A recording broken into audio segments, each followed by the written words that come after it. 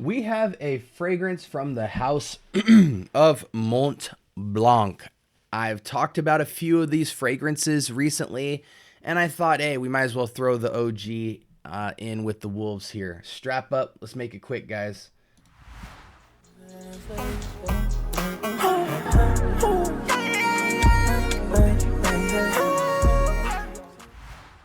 All right. Welcome to the Scent Bubble. I am your host for the afternoon. Today, from the house of Mont Blanc, we have Legend, the Black Bottle OG for men.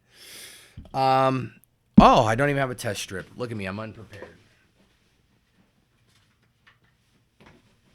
I saw a sample of this, so I thought I'd review it. Again, I'm a fan of Starwalker, Presence, Legend Spirit.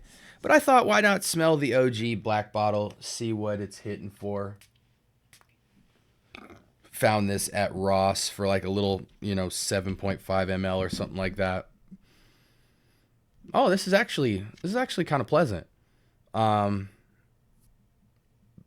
harshness in the opening is just slightly harsh, and I think that's because this leans on the sweeter side, so it comes off a little alcohol-y at first, and then it kind of dries down into this.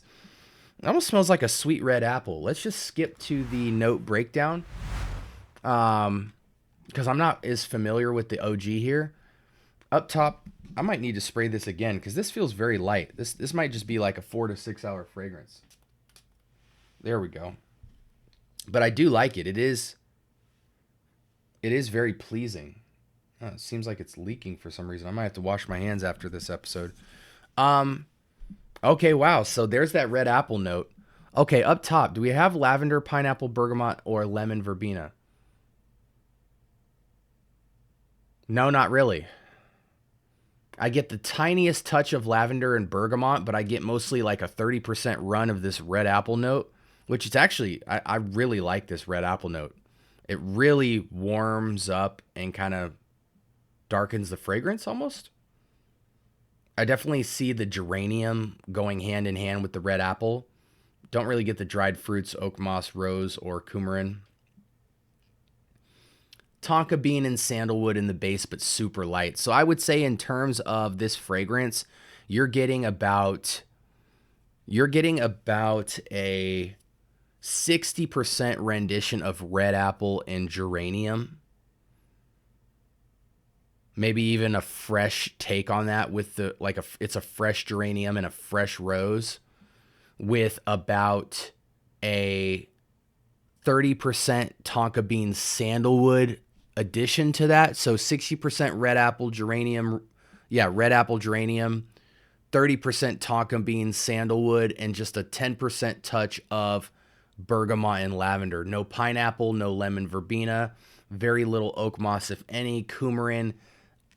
Is that contributing to the tonka bean? Okay, so it can be sweet and warm. So yeah, that's just basically tonka bean. But yeah, I get tonka bean, sandalwood, red apple, geranium, lavender, and bergamot. Ignore everything else, dry fruits, not at all.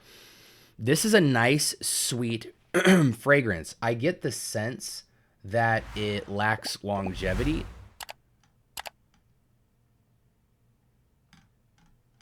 But it is a very pleasant, kind of soft red apple with sandalwood. And it's got a little bit of bergamot citrus for a little bit of freshness and a little bit of zest. This is actually quite nice, guys. I think people are sleeping on this. It's rare you get that crisp red apple popping through. I think I might have confused this one with Explorer. This is absolutely nice. Are they saying this has any longevity? Let's switch back over. Let's just learn together here. This to me is not Abercrombie and Fitch Fierce. It's like Fitch Fierce super duper light. Pros: fresh, elegant, compliment, wonderful on skin, masterpiece, long. So people are saying it's long lasting. But then some people are saying bad performance. Okay, so they thumbs down long lasting. Okay, so longevity is an issue with this fragrance. I imagine you'd get like 3 to 4 hours of decent projection and then it's just kind of out of here. This is a fragrance you're easily going to want to spray like 8 to 10 times, and that's just to get you through a shift. I actually think, guys, that this could be any age, maybe 20, 25 and up if I'm being conservative, but it's such a light and fresh fragrance. I think that, and it's sweet, so younger guys would gravitate towards it. You know, it's got some appeal, sweets on woods. It's aromatic, it's nice. I'm going to call this a spring and summer dominant fragrance, so warm weather dominant, but it's so light, crisp, and fresh. It could very much go any season, any reason. I think this could go anywhere between casual to semi-formal. You could dress this up for office, but it's not necessarily suit and tie. It's semi-formal. It could be dressed up serious, but I don't think this is a date night fragrance. It comes off too fresh. If you wore this on a date, you would just kind of smell like you had a really nice shower gel. It loses its charm in that type of setting for me. I think this is an errand runner. This is a gym frag. This is a class frag, a casual, like semi-formal or less job frag, office frag for sure. Not a date frag, not a formal frag.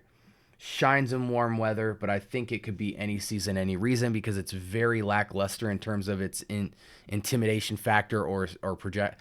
This is not a very loud fragrance either. You might get 1 to 2 hours of solid projection, almost no sillage, maybe 4 to 6 hours of performance if you're lucky, spraying between 8 and 10 sprays, conservatively leaning on 6 to spritz later on in the day. Yeah, I think this fragrance, what does it go for? You know, if you can, oh man, yeah, see, this is where they messed up. They're selling it for $99 for a 6.7.